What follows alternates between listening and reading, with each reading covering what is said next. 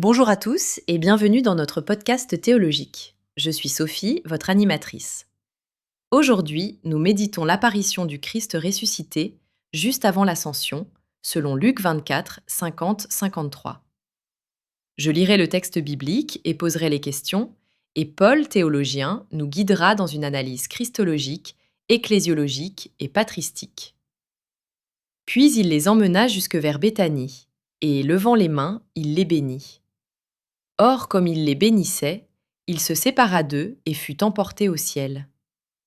Eux, après s'être prosternés devant lui, retournèrent à Jérusalem pleins de joie, et ils étaient sans cesse dans le temple à bénir Dieu. Paul, pourquoi Luc précise-t-il que Jésus les conduit vers Béthanie ? Béthanie est un lieu familier et symbolique, proche de Jérusalem mais distinct, un espace propice à la rencontre finale avec le ressuscité.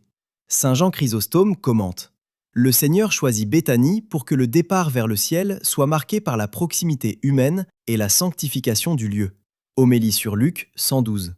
C'est une transition entre la présence terrestre et l'élévation céleste.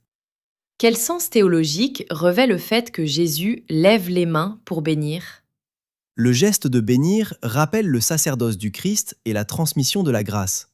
Saint Augustin écrit : La bénédiction que le Seigneur donne aux disciples est un don de sa puissance divine et une anticipation de l'Esprit Saint. Sermon 240. C'est un acte liturgique et ecclésial. Il consacre les disciples à la mission et à la sanctification de l'Église. Paul, que signifie que Jésus se sépara d'eux et fut emporté au ciel ? L'ascension est à la fois la glorification du Christ et l'inauguration de sa présence invisible par l'Esprit. Saint Hilaire de Poitiers commente : L'élévation du Seigneur manifeste sa royauté céleste et sa médiation entre Dieu et les hommes. Commentaire sur Luc, livre 12.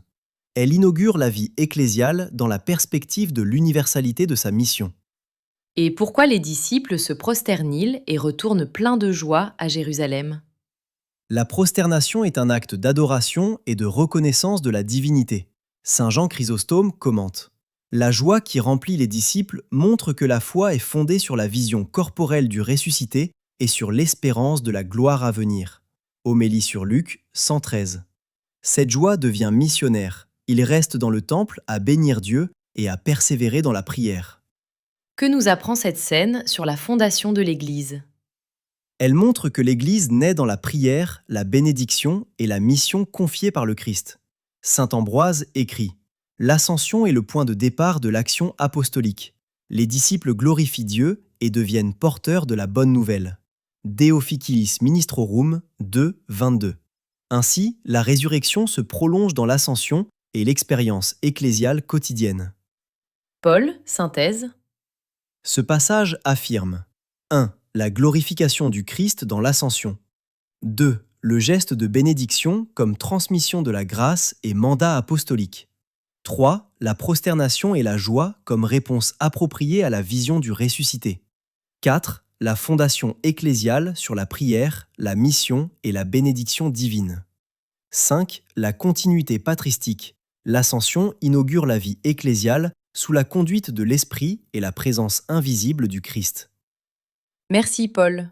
Cette apparition et ascension nous rappellent que le Christ ressuscité prépare les disciples à la mission et fonde l'Église dans la prière, la joie et la bénédiction.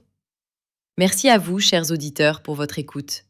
À très bientôt pour notre prochain épisode où nous continuerons à méditer la résurrection, la mission et la vie de l'Église.